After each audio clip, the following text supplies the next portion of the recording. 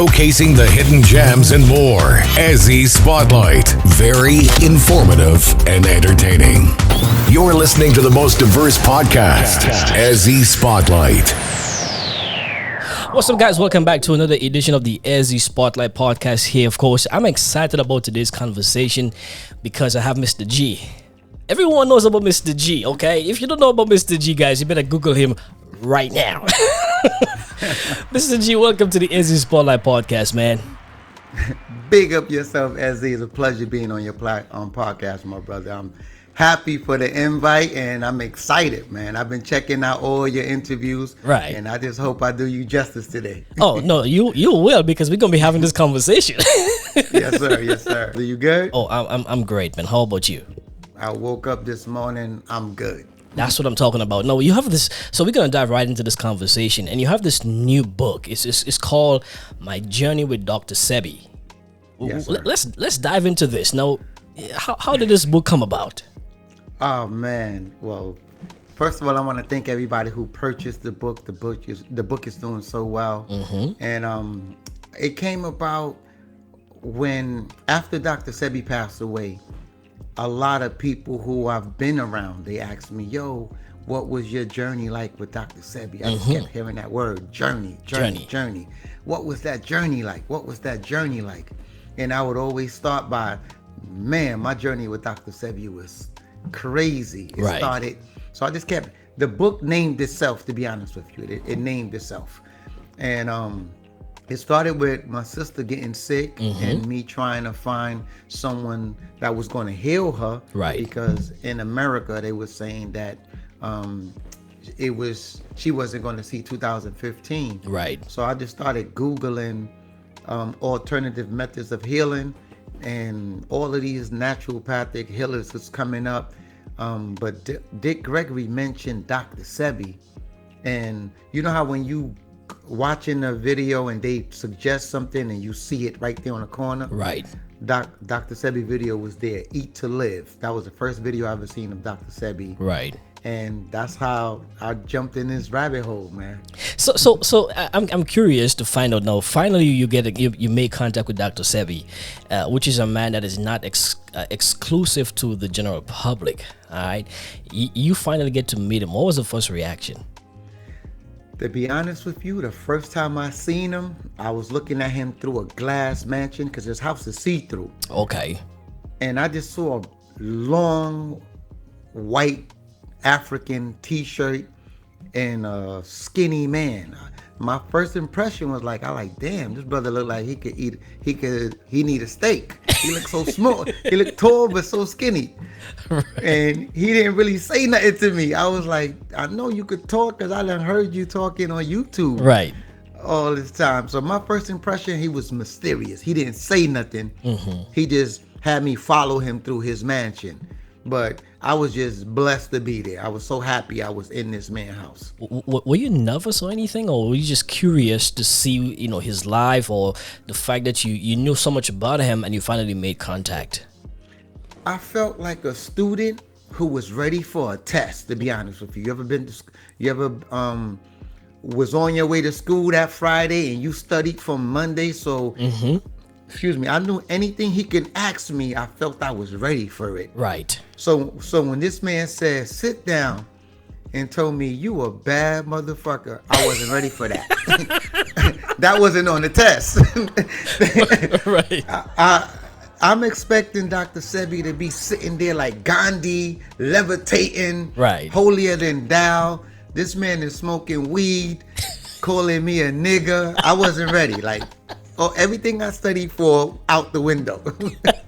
do you out the window. Do you remember your first question to him? Yes. What was your first conversation like? The first conversation was, I went inside his room. First, he was making his tea. Right. So I walked. So the young lady who babysat his 3-year-old daughter, mind you, the man was 82 and had a 3-year-old daughter. Right. Tywa. He went upstairs and the babysitter told me to follow him. So I followed him upstairs, and he had the pictures that I had took him previously on his bed. So he's looking at the pictures. He asked me, "You took these pictures?" I was like, "Yes, sir." He looked at them a little more. He put them down and said, "You a bad motherfucker." So right there, I was like, "Oh man, this man cursing." I don't know if he tested me, what the hell I'm supposed to say. And I was like, "Thank you, I guess." Right. And so then he was like, "Man," because he had a photographic memory. So everything I did in Photoshop, he was able to tell me. Okay. He was like, this hut has scratches on it, you made it smooth. This tree don't have that much palm leaves on it, you made it fuller.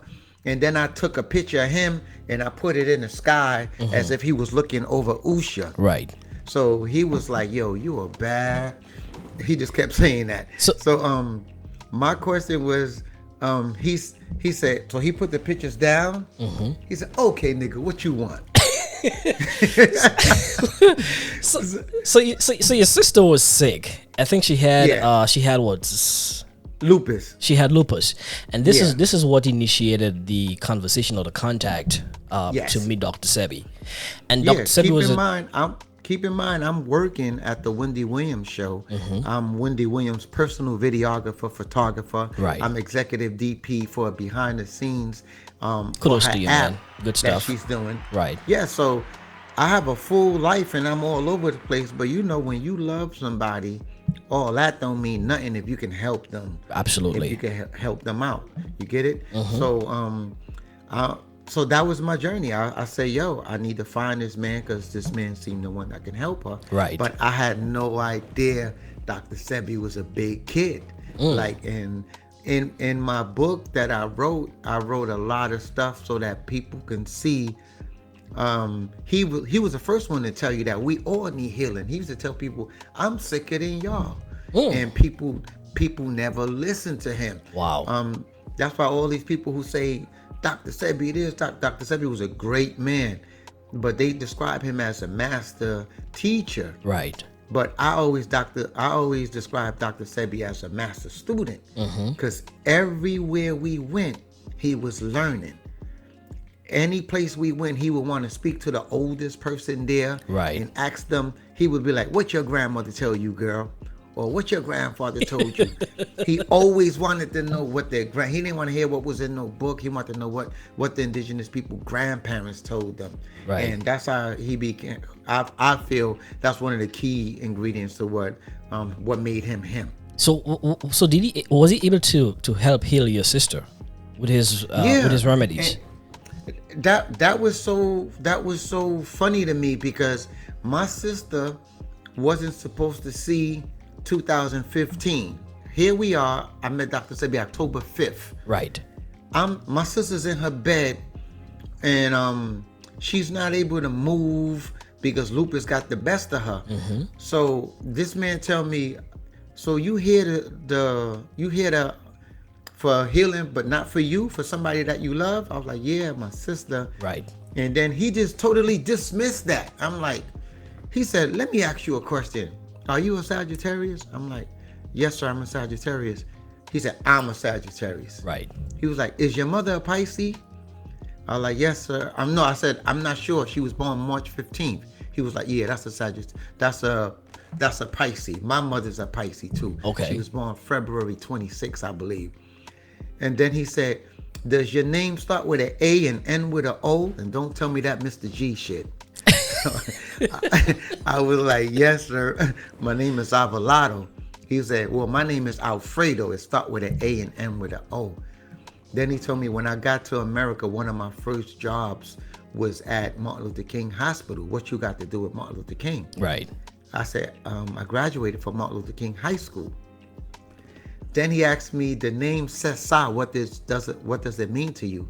One of my son's name is Cesar. Oh, wow. And I was like, "Well, my mother's name is Lucrecia, but we call her Cesar." And he said, "Sit down, nigga. I've been waiting for you for 30 years. Wow. That was how my whole journey started with Dr. Sebi. Once again, guys, if you're just joining us here live, we're speaking to Mr. G. He's the author of the book My Journey with Dr. Sebi, and of course, he was a close friend of Dr. Sebi. If you know who is Dr. Sebi, we're talking about him here live on the Ezzy Spotlight podcast right now. So keep it locked to us as we continue this conversation. So Mr. G, why do you think? Because people like Dr. Sebi, they don't open up to people. Do you think the way you approached him was able to initiate a strong long-term relationship? To be honest with you, it was.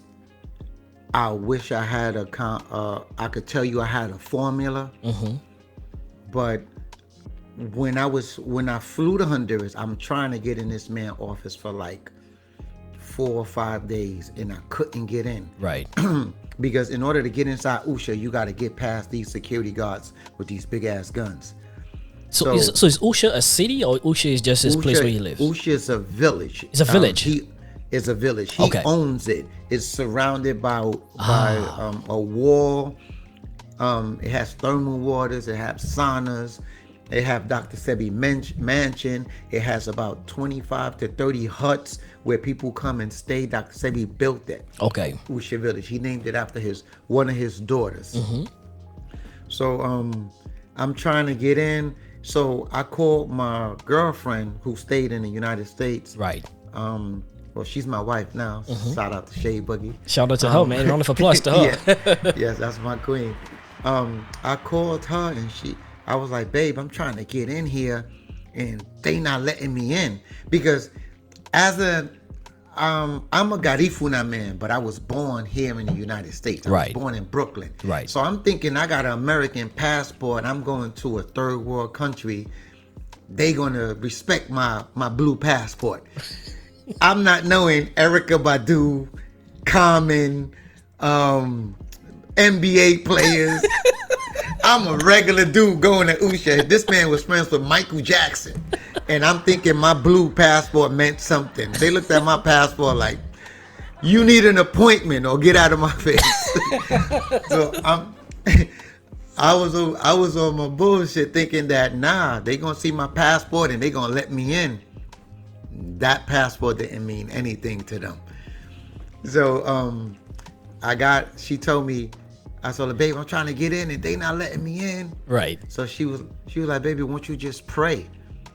So I was like, there you go with that praying stuff. I'm trying to get in there and you talking about praying. And so I was like, all right, babe, I'm gonna talk to you later. I don't know if I'm gonna have to get a pogo stick and go jump that wall, but I'm getting in there. So that night, I'm talking all that garbage to my girl, trying to sound tough. But after I hung up, I'm like, you know what? Praying never hurt nobody. Right. So I got on my knees. I prayed to God. I prayed to my ancestors. I was like, y'all know my heart. You know what I'm trying to do. If this is the man that can help my sister, please. I need some help. I'm doing it my way. It's not working. Right. I need some divine intervention. The next morning I woke up, I got a inbox on Facebook. The young lady was writing me about another situation that she had beef with one of my friends. So we talking about that. And I'm telling her, all right, well, that's a you and her situation. Don't put me in it. But your name came up. I'm like, and she like, you don't know my family. I like, you don't know my family. We was on that. Some gangster stuff. Some gangster. That's a fact. Right. So she was like, I was like, all right, well, I ain't trying to hear all that. And then she was like, and it's so bad. It's so funny because I like your work. I see the pictures you took of Jamie Foxx and Alicia Keys. And if now that everything is okay, if you ever in Honduras, can you come stop by and take pictures of my family business? Wow. Okay. So I'm like, what's your family business? And she said, Usha Village. Immediately, instead of counting my blessings, I got mad.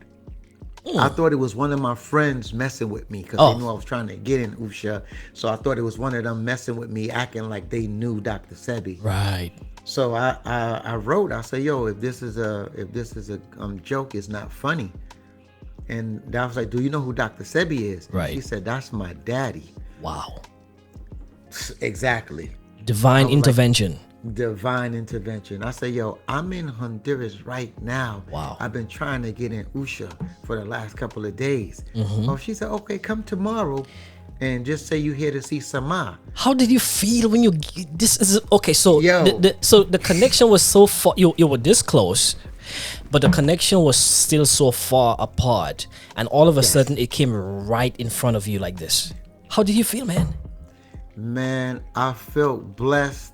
I felt God-like. To this day, there's no words that can express how happy I felt.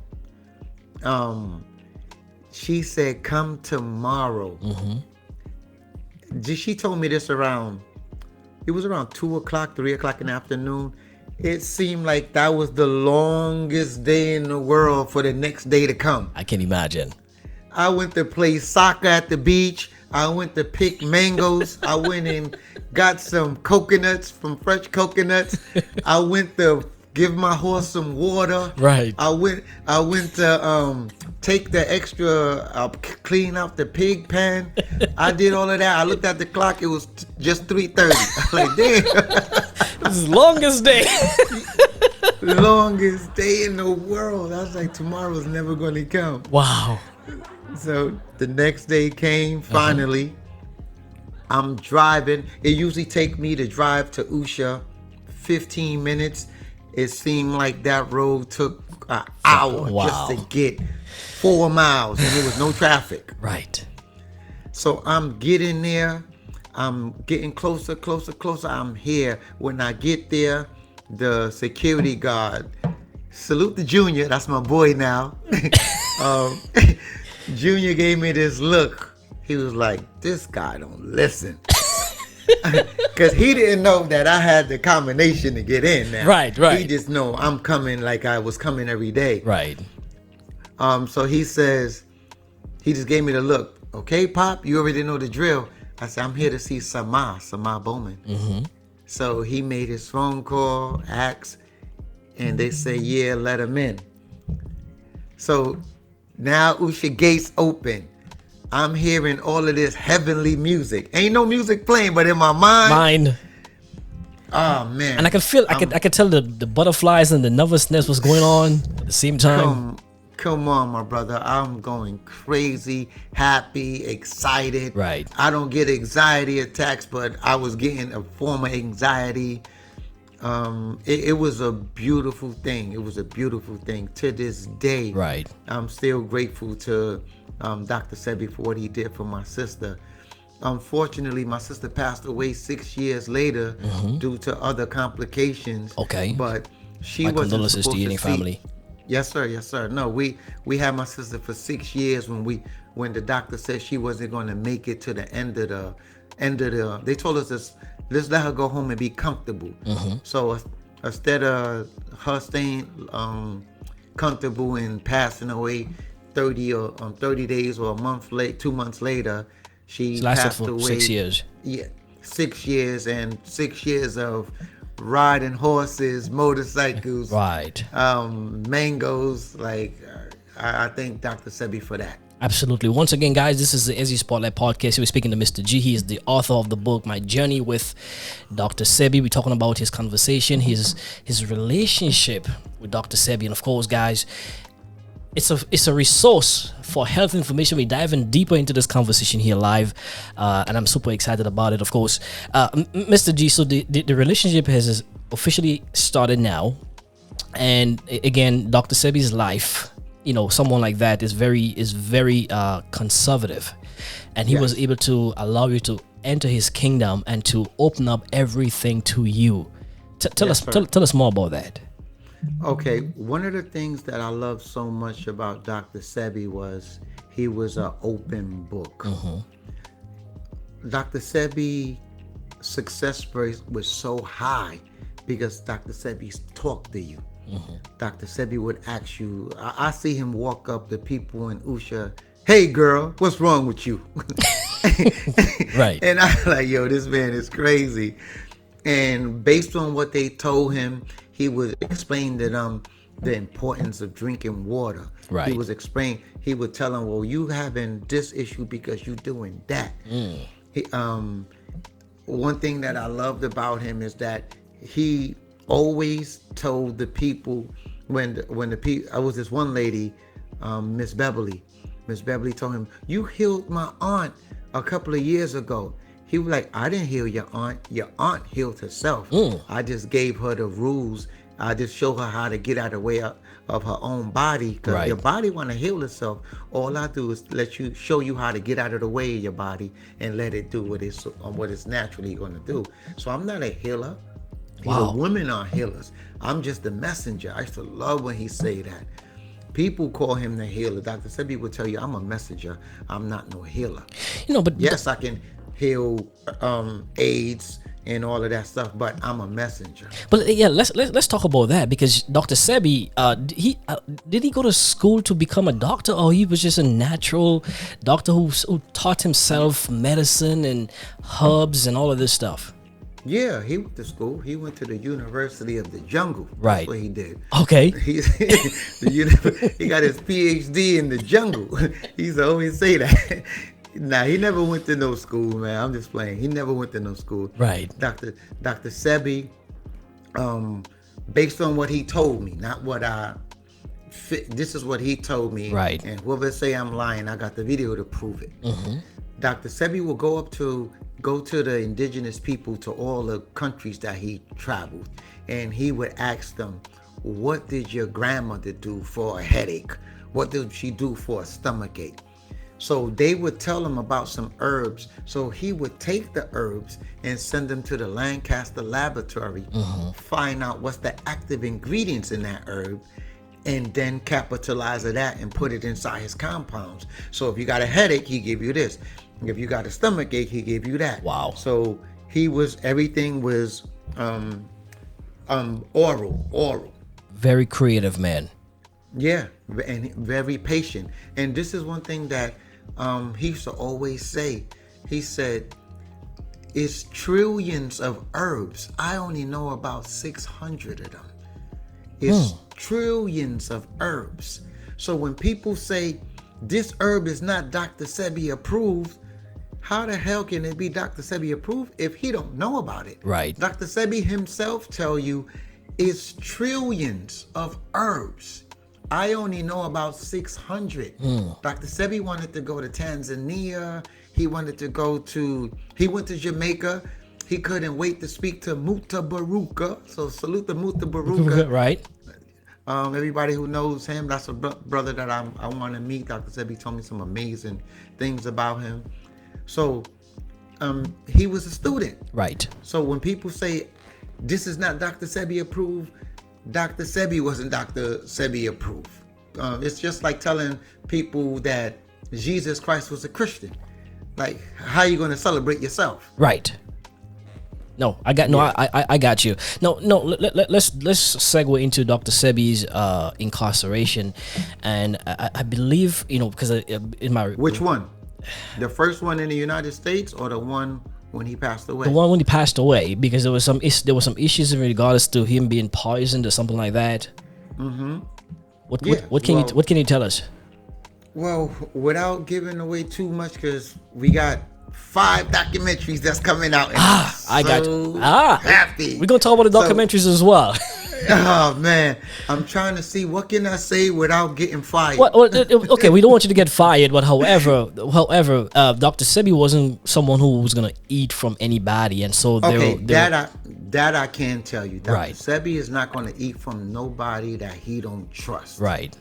And yes, I believe it was foul play in his demise. And it's something that is being investigated to this day. Wow. And for somebody to think that if a man could cure you of AIDS, cancer, how can he die of pneumonia? That doesn't make sense. Right. it doesn't make sense.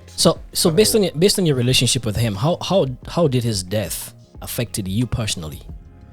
Okay, to be completely transparent,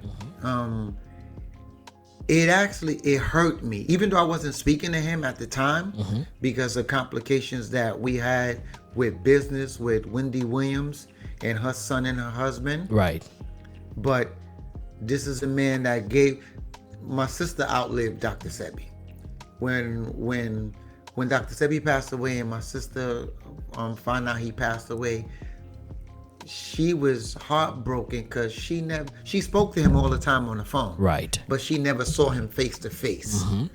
And that's what I'm saying. Anybody who got any kind of beef, or you never know what tomorrow's going to bring. Like all of this grudge that people Man, tell me about it. To let that go, dude. I've been trying to do my best and calling some of the folks who did me wrong, but I'm trying to call them to apologize to just to bridge the gap, because again, having to not clear that conversation up or have a follow-up conversation after everything is said and done, it closes that door that can never be reopened. Can never be yeah, I know. Understood 100%. Yeah, so when he passed away, I always, because Dr. Sebi, we would always talk, like, if you could read it, when you read it in my book, he would always talk about 110 or 115, I believe. He wanted to be, he said 115 and I'm good. Right. So I didn't expect Dr. Sebi to not be here, even to this day. He just was so full of life. And so when he passed away, when my man Brian from Honduras called me, told me that Dr. Sebi wasn't with us anymore. Wow. I felt bad because I haven't spoken to him in a while. Right. And I felt like we had some issues that we needed to discuss. Right. But when he was on the Rock Newman show and he said, Mr. G is my friend, right there, I should have took the initiative to make sure I went to see him, but I didn't. So that's a big regret. So it's a void in my heart for that. But as we learn, man, this is just our avatar. Life. Yeah. Yeah, the spirit, he knows my heart. He knows that all I had was good intentions for him. So he's speaking into this African brother. He said we're limited when we inside our bodies right now. We limited to right here. Right. I can feel, but once we out of this avatar, like we limitless. Right. So I feel like Dr. Sebi, when I go to Honduras, when I go to his gravesite, when I drive by his house, you can feel his energy. When I took Nick Cannon to his gravesite, it was an energy there that, like, we was like, yo. Wow. And it just got, it's hot as hell in Honduras, but it got like a cool breeze. You can feel that wind hitting you. Yeah. Yeah. Just in that area where we was at. Right.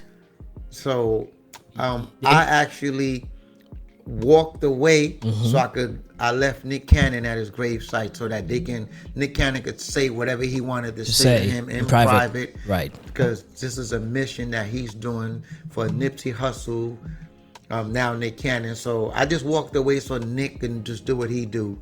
And then when I came back, we can continued our journey out there. Yeah, we're gonna talk briefly about that project that documentary that you're working on with Nick Cannon right now. But in the meantime, so you did mention briefly some of the illnesses that Dr. Sebi was able to cure, like AIDS and lupus and all of this stuff. What are some of the others that you know that he cured actually? Sickle cell anemia, herpes. To this day, people that learn from Dr. Sebi, salute the KT, the Arch degree, salute the Victor Bowman, salute the Abdul Bowman. Round of applause to them. Dr. Inky, Ma'a. These are people, Ma'a Bowman from the Fig Tree. These are people that are healing to this day. They just not making no noise about it. My wife, best friend, Katanya, her mother had cancer.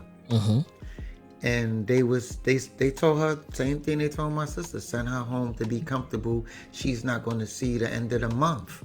This was seven months ago. Right.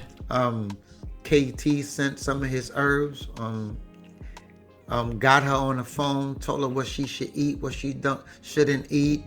I spoke to Katanya first, because that's what I do. I speak to a lot of my friends and family.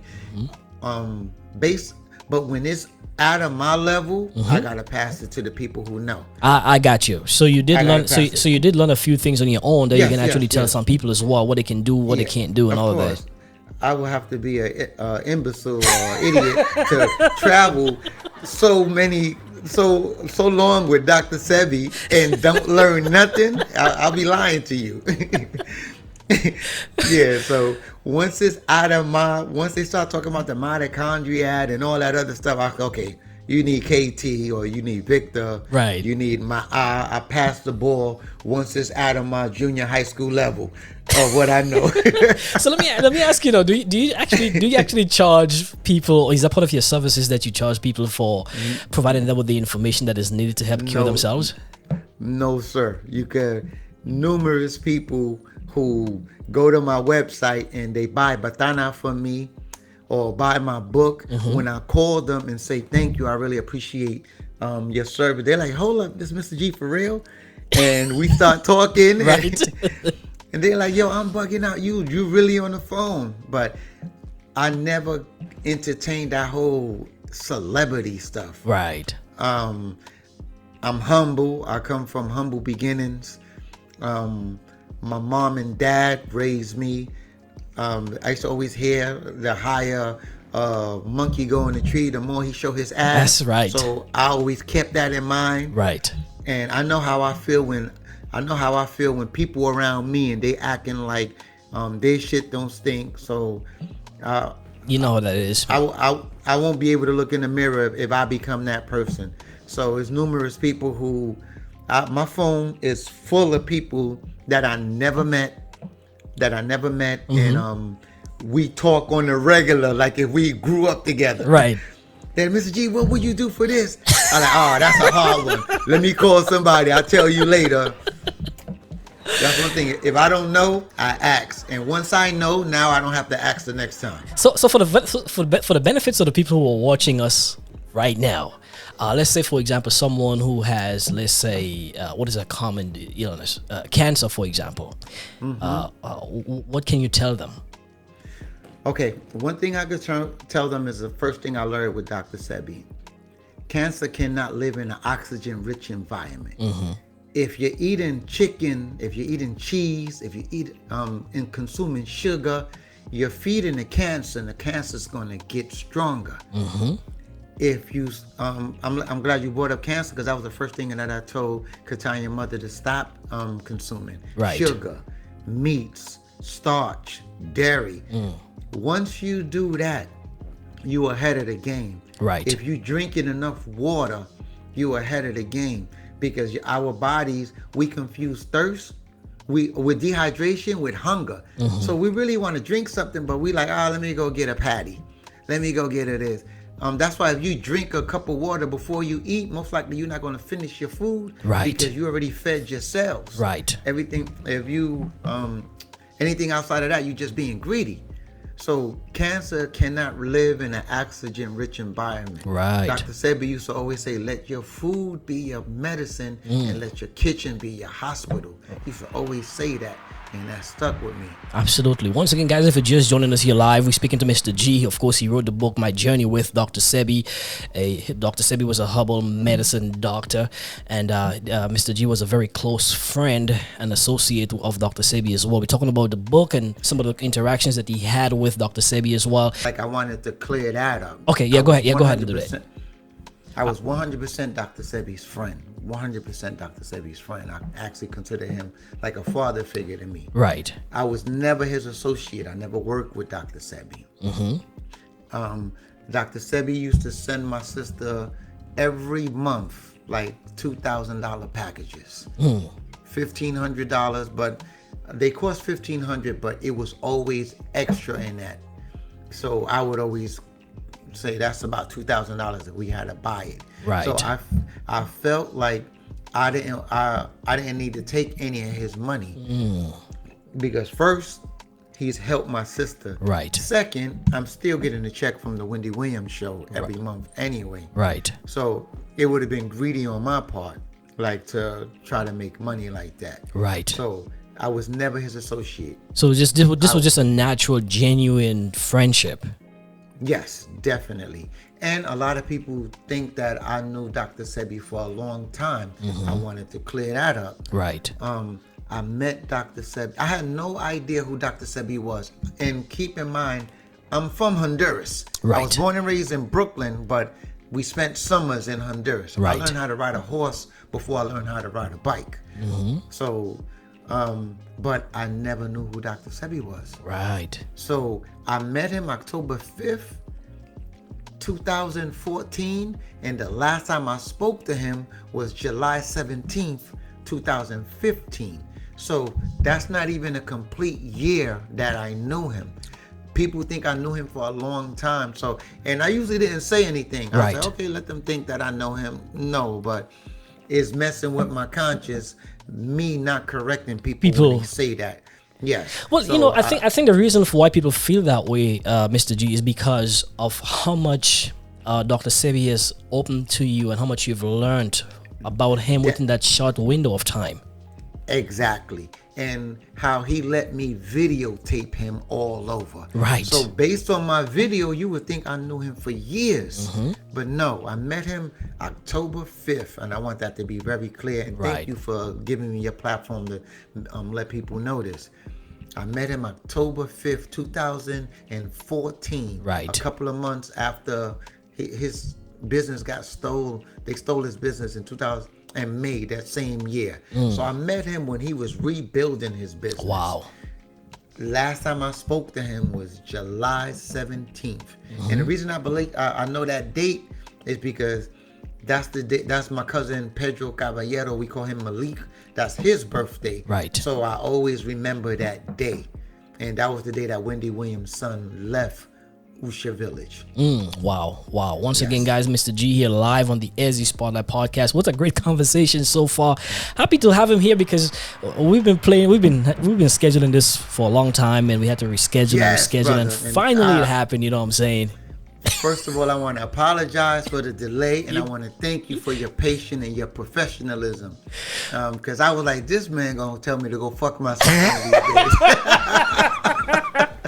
But you always kept it professional, and thank you for giving me this platform to tell my story, because I'm about to get into a whole bunch of documentaries, Right. and this is a good practice for me, especially to speak to good people and your audience. Listen, right man, here, so I feel good. me being in the media business for a long time, and of course you as well, you know that, it's just like a relationship. When you have this good relationship, but it didn't come easy, it didn't come overnight. It takes a long time to make it happen, you know what I'm saying? So when you get people with great information, great content like you're doing, great knowledge to share with people, that could be helpful as well. You have to be patient with it. You have to just go through the motions and understanding the fact that what we do in this entertainment business, it is not easy either.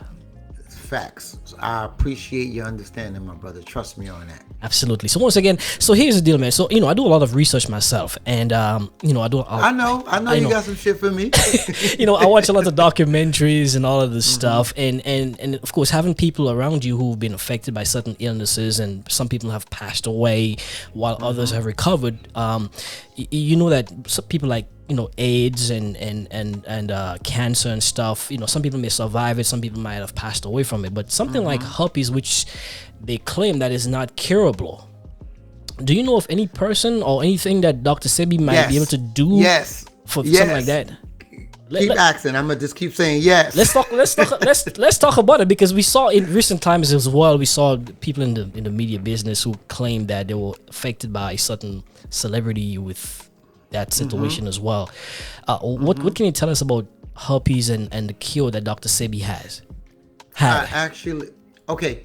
One thing I wanna get straight or make clear.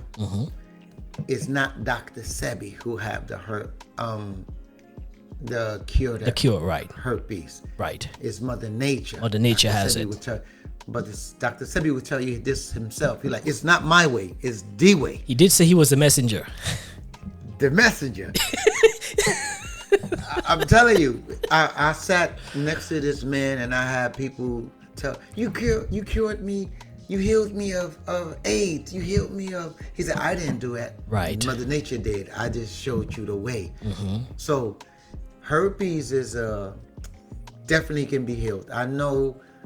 Damn, I wish these people would let me say their names, but I have in my phone. You can't do that. We're not gonna do that. We're not gonna do that. Oh my God! I have in my phones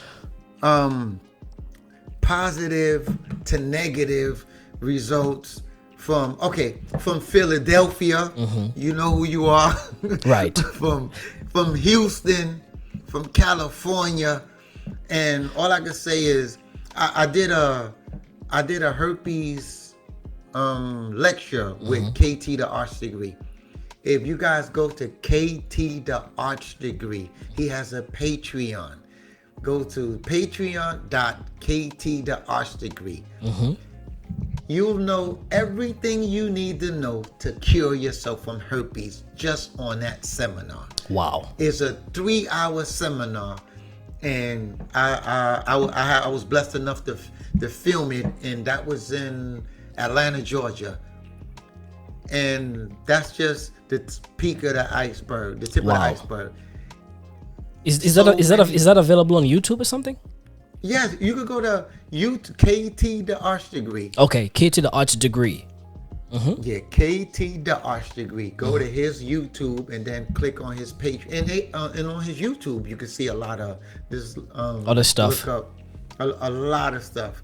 He was the first one to tell me about COVID. He was like, yo, is a pandemic coming? Right. We did a video about it before COVID. Wow. And when it hit, that video got like 400,000 views in like one weekend, because everybody wanted to know what the hell this man with the afro was talking about. Right. Next thing we know, we all locked down in the house. But KT told us that before anything. So herpes can definitely be healed. Absolutely. One thing I want to take the opportunity to say on your platform is that you could spend $2,000 on herbs. If you're not eating the way you're supposed to be eating, you might as well take that money and just cash app it to me. Yeah. Because you ain't gonna do it. You wasting your money. I got a lot of stuff I can do with that $2,000. So it all comes down to what you take into your bodies. That's what it comes down to. Dr. Sebi used to always say, herbs are good, but I don't have a herb that's stronger than your immune system. He used to always say that. He teaches you how to get out of the way of your immune system. That's why I always bring up KT, the Arch Degree name. Right. I bring up Dr. Inky name. Who don't know Dr. Inky, just Google him. Ma'a from the Fig Tree. Abdul, Victor Bowman. These are people that Dr. Sebi, these are his family. Right. So your food is way more important than any herbs that you can buy. Herbs should be the last thing to do. As a matter of fact, Dr. Sebi used to always tell people, eat fruits and drink water for 21 days. Then think about healing your body. Because if I've been eating chicken, cheese, if I've been eating all that garbage today and I take herbs tomorrow, when I take the herb, it's not going to know what part of my body is chicken, what part is my flesh. So I'm wasting my money. But if I prepare my body, which is why Dr. Sebi's success rate was so high, because he prepared you. Everybody used to ask him, why I always got to fast? Why I always got to fast? Because you got to get all that bullshit out your body. Right. Then start. It's just like trying to clean your pool without draining the water. Right. You're putting clean water on top of dirty water. It's just going to mix all day. But if you take all the water out, clean the pool, then put fresh water in it, you're gonna get faster results. Absolutely. So that's all it is. Well, a couple of months ago when we first started to talk on the phone, you did mention for yourself that you're a certain age and how you feel at your age.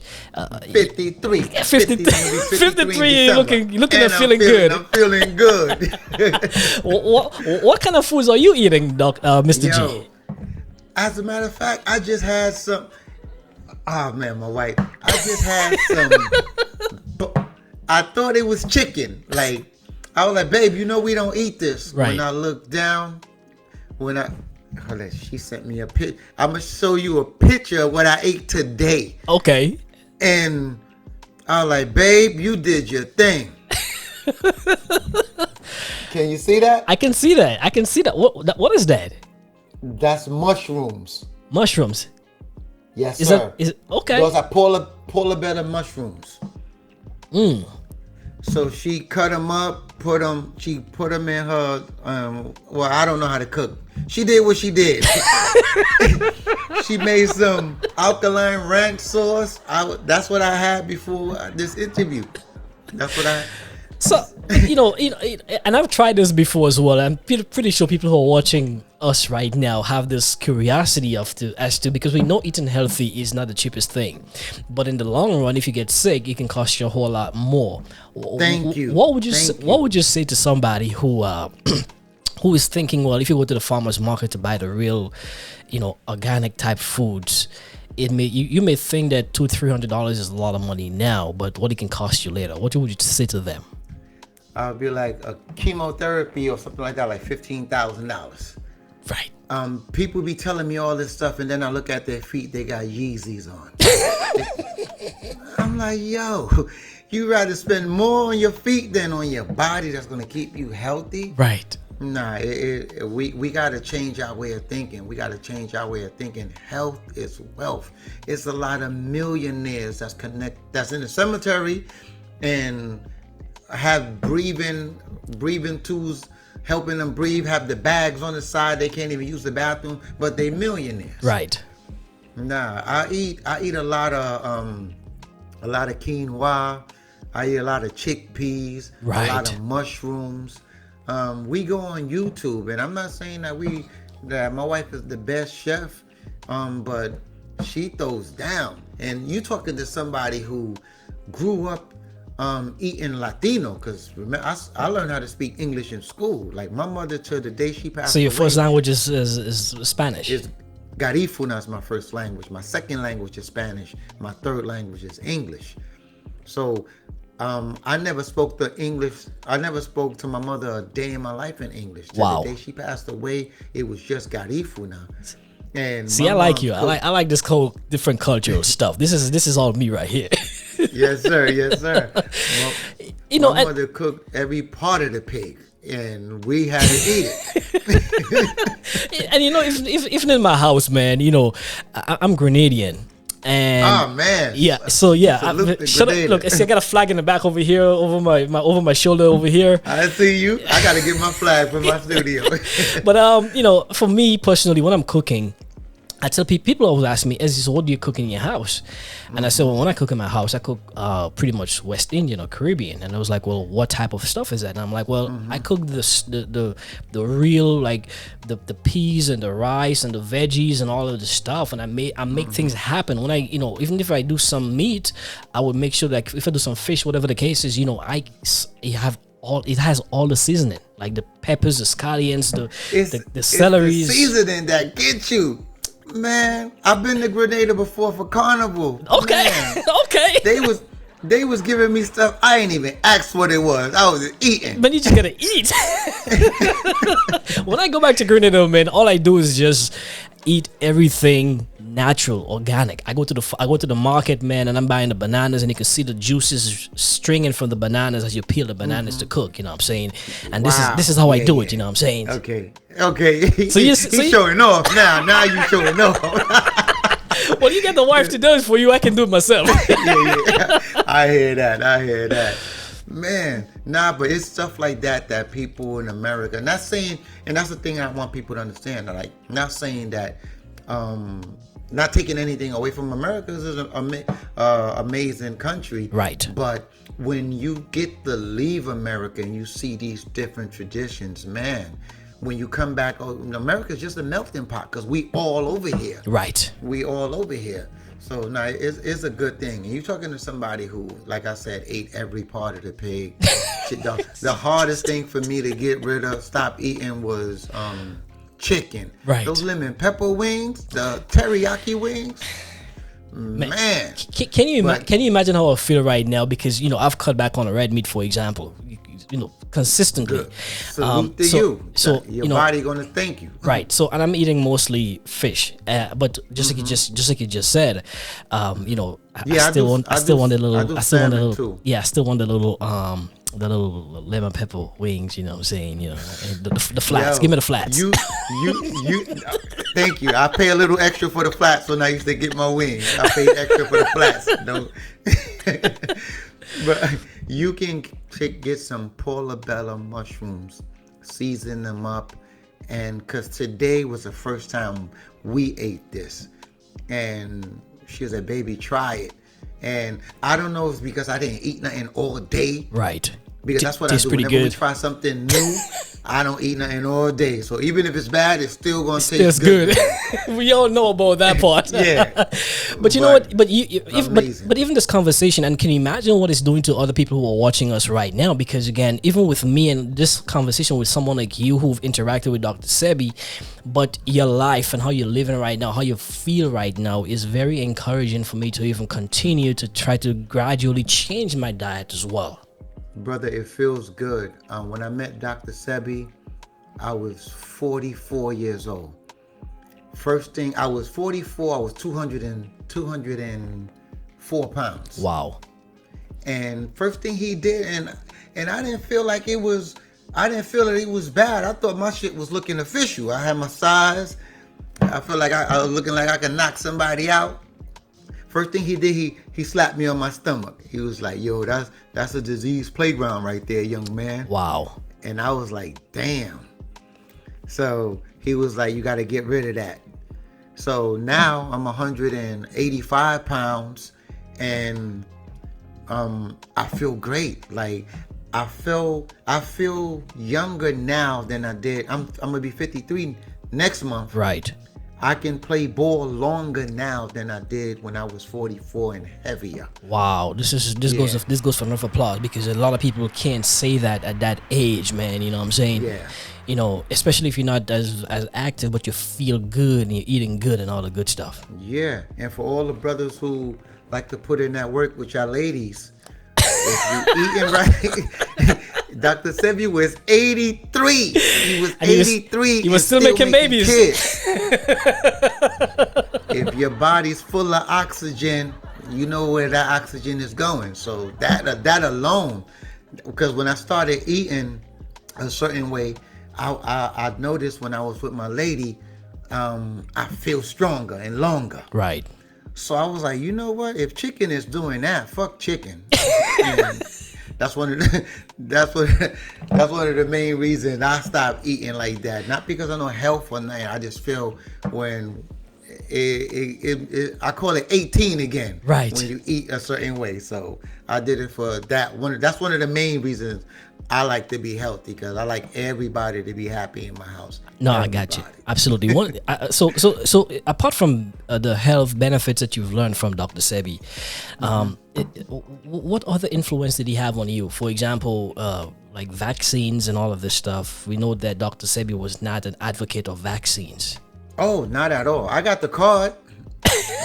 I got the card. Right. I got the card. That's all I can say. Because you got to travel with it. But thank God for Photoshop. That's what I'm gonna say. Mr. G, Mr. G is making it happen here live on the NZ Spotlight podcast. But since his passing, is there any family member or some other people that have taken on his legacy and his vision to continue in the field of medicine? Yes. And I say yes in a way that because I don't want to contradict myself, because it's not Dr. Sebi way. Right. It's the way. It's some amazing Jamaican healers. Africa, Dr. Sebi wanted to go to Tanzania. Salute to President Kikwete.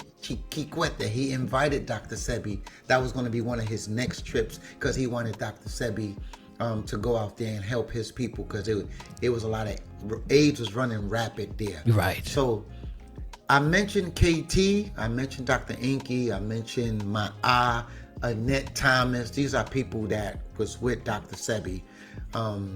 Abdul, Dr. Sebi Cell Food. Can we talk about Dr. Sebi Cell Food real quick? Yes. Yeah, we can talk about everything, man. Let's talk. Okay.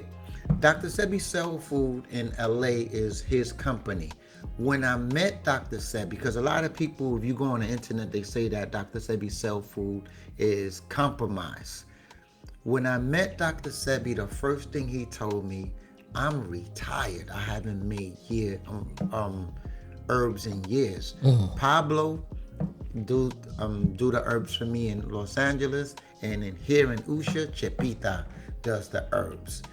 So for drsebi.com, the only difference between those herbs now and then is that Dr. Sebi is not alive.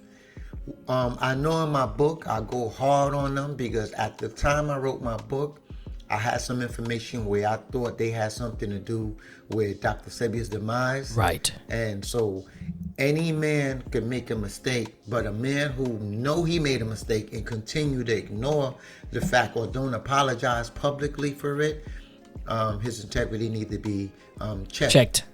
Yep, I agree. I apologize for anything that I may have led to people to believe about Dr. Sebi Cell Food. If you notice, whenever I talked about them, I never said anything about the herbs. I talked about the business. The business, right. It was personal. Right. But now that I spoke to them and we squashed everything, I don't want anyone to think that their herbs has been compromised, because there's a lot of people in LA or the West Coast or all over the world that needs healing, and I wouldn't want to be the cause of somebody not getting no healing because of my personal feelings at the time. Right. So, thank you for giving me the opportunity to talk about that right now. Man, this platform is your platform now, because we like I said, we've been having these conversations back and forth on the phone, and finally we're able to come to publicize it here. So look, this is mi casa, this is your casa.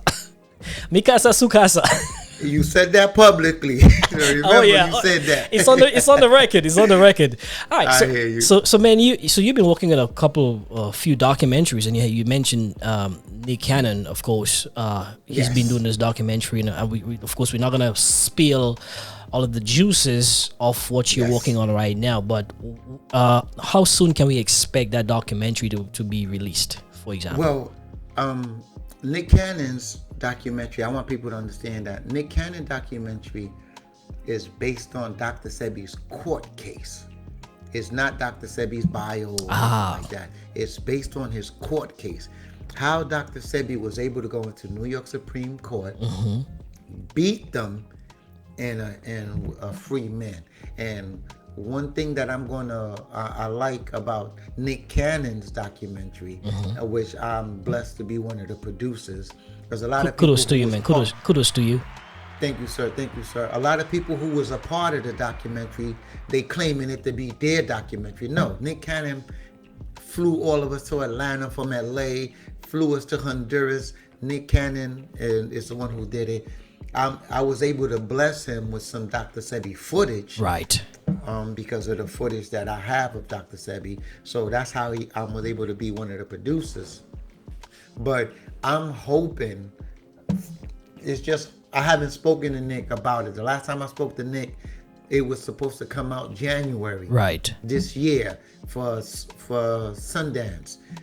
But Utah was plagued with COVID, so that never happened. Not right. So I'm hoping for the holidays, Thanksgiving, Christmas, we see another trailer and an announcement. So that's Nick Cannon's. Pablo Medina has a documentary that's being edited right now. So I'm thinking the top of the year, these documentaries are coming up. I can't mention a person name yet. Right. You know who you are, little sis. Love you to death. Gave me the opportunity. So right now, Netflix, Amazon Prime, Hulu, they actually in the bidding war to broadcast the documentary that I'm co-executive producer for. Huge, man. This is nice, man. This is I'm so excited about that. And every day I look at what we filmed already, and I'm like, man, I want to post this so bad, but I can't. I can't say the person's name, but That's you fine. know her. You know her if I say her name, but I can't let nobody know we're working together yet. But all I can say, she's in LA right now, and I really appreciate the opportunity she brought towards me and my family. Man, your stamp is going to be placed on all of these documentaries that are so important and helpful to people as they travel their journey onto healing themselves. Of course, the book is called My Journey with Dr. Sebi by Mr. G. What else can you tell us about the book, man? Because we had a lot of great conversations here. Oh man, the book basically, I took the flyers because we did 8 lectures. I put the flyers in order by date, and I told every story, Dr. Sebi, that happened in New York, New Jersey, Philadelphia. I just basically, everything I saw with this man, I just put it on. This one thing I want to get clear as well. Right. If you want to buy my book because you want to get any kind of healing, you don't need to buy my book. You can Google KT, Ma'a Bowman, Annette Thomas, Abdul Bowman, Victor Bowman, Dr. Inky, Dr. Sebi Selfu. These are people you get healing from. Right. But if you want to know who Dr. Sebi was, what kind of personality he had, my book is a perfect book because I kept it real. One of the first stories you're going to hear in my book is when Dr. Sebi told me a story about a lady whose son, she brought her son to her house, and the little man, his arm was broken in 2 places. So Dr. Sebi went into the kitchen. He got some spelt bread, some avocados, and the lady's sister asked him, the little boy's aunt, what you going to do with that? And Dr. Sebi said, this is my lunch. That little motherfucker need a cast. We going to the hospital. so it's stories like that you're going to read in the book, where you get to hear some amazing stories from Dr. Sebi and the people that he took his journey with, that he was able to share with me. And the last 4 chapters of my book is exclusive stories told by Dr. Sebi himself. Like a lot of people who buy my audio book. Right. The audio book is on myjourneywithdrsebi.com. Right. They hear 4 hours of my story, and then at the end, when Dr. Sebi speaks, it's actually Dr. Sebi speaking with stuff that's in there that I couldn't put in the book, because Dr. Sebi's mouth is ruthless, so reckless. So the Dr. Sebi audio book, you get it straight out the horse's mouth. So I was excited about that. The book, I refer to the book based on the information that I've gathered so far, is a resource for help. You've mentioned some of the names that you've mentioned here live on the podcast as well, giving them credits and giving people a path to finding their way to healness in that book as well. Once again, guys, if you're looking at this right now, it's called My Journey with Dr. Sebi by Mr. G. Of course, you definitely want to go cop that book right now. Where is the book available? It's available on Amazon, and it's available on myjourneywithdrsebi.com. If you buy it on Amazon, thank you. If you buy it on My Journey with Dr. Sebi, I send it to you. I'm able to sign it. But if you're in Africa, Australia, I would advise you to buy it on Amazon, because it get to you quicker. Right. It's easier for me. But if you can, anyway you buy, if you buy it from Amazon, thank you. That's still my platform. If you buy it on My Journey with Dr. Sebi, I sign all of those books. That's the difference. That's the only difference. So my signature don't mean anything. Come on, man. Amazon, come on, man. Yeah, I know you're trying to be humble and stuff, but you are the man. I appreciate that, but I'm just because a lot of people think if they buy it from Amazon, they're not supporting me. They definitely supporting me. It's just from myjourneywithdrsebi.com, I'm able to say, thank you, Jeffrey. I appreciate you. Right. God bless you. Such and such and such. Right. Love and light, and But Amazon, I have no control. They coming straight to you. Absolutely. Is there any final words, any final thoughts you want to share with the listeners that we haven't spoken about today? Because we talked about a lot.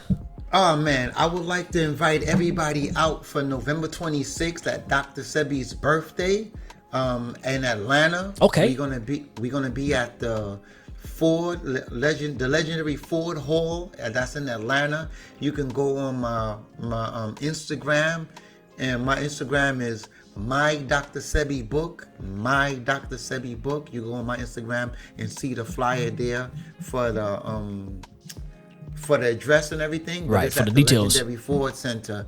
And KT's gonna be there. We're gonna have some surprise guests. We're gonna play a film of Dr. Sebi that no one saw before. It's gonna be giving away sea moss. The black bee honey that KT has is gonna be there for anybody who got issues with their eyes, issues with herpes. This black bee honey, you put it on a breakout, you won't get a breakout in that same spot anymore. So KT will have this honey at the Dr. Sebi's birthday. Right. And you guys could go check him out, KT the Arts Degree. So looking forward to seeing you guys there. And I want to thank you, my man. I want to thank you for giving me opportunity. And like you said, this was a conversation. I don't feel like the gun was to my forehead.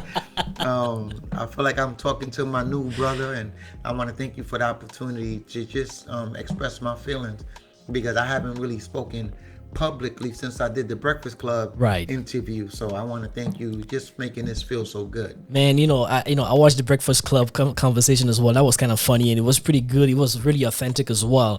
But like I said, man, I don't have interviews, man. I have conversations, and I'm hopefully you were able to feel comfortable and just vibe with me and just have a great time, because I really enjoyed myself talking to you, man. Brother, this was a breath of fresh air. I was usually, when you doing the interview, you're like, okay, where the hell is this going? This was an amazing interview, and I feel that people are going to get a lot from it. If you get anything from this, please let your food be your medicine, and let your kitchen be your hospital. And water is very important. A lot of people don't talk about it because it's free. Right. That's when you can't make no money off of it, but water is very important. Keep your body hydrated, and your body's going to treat you right. Absolutely. Give us your social media handles again one more time. Yes, on Instagram is my Dr. Sebi book. My website is My Journey with Dr. Sebi. I'm sorry, my website is My Journey with Dr. Sebi. And I have another website with some batana that I bought from Honduras, is Blue Magic Batana, oil.com. And my Facebook is my name, Abelardoguerrero. Absolutely. On Facebook. Yes. Mr. G, I want to thank you again for taking the time to stop by here live with us to the Ezzy Spotlight. It's been a great conversation, man. I'm looking forward to continue to having these conversations with you, even off air, because we have each other's personal contact information. We can keep in touch. I gotta disagree with you. This is not a conversation. This is an experience, brother. I like this. Thank you very much. So I'm very great experience, brother. Trust me on that. Thank you very much, man. And of course, I'm looking forward to seeing you when you come to Atlanta. I know I have a crazy schedule just like you do, but of course, this time around you cannot come back to Atlanta and I don't meet you in person. So yes, sir. We're gonna do this again. I'm out there. I'll be out in Atlanta on the 24th into the 28th, so we definitely gonna link up. Everyone has a story, but only the best are chosen on Ezzy Spotlight Podcast. Thank you for listening to Ezzy Spotlight Podcast. Follow us at Ezzy Spotlight.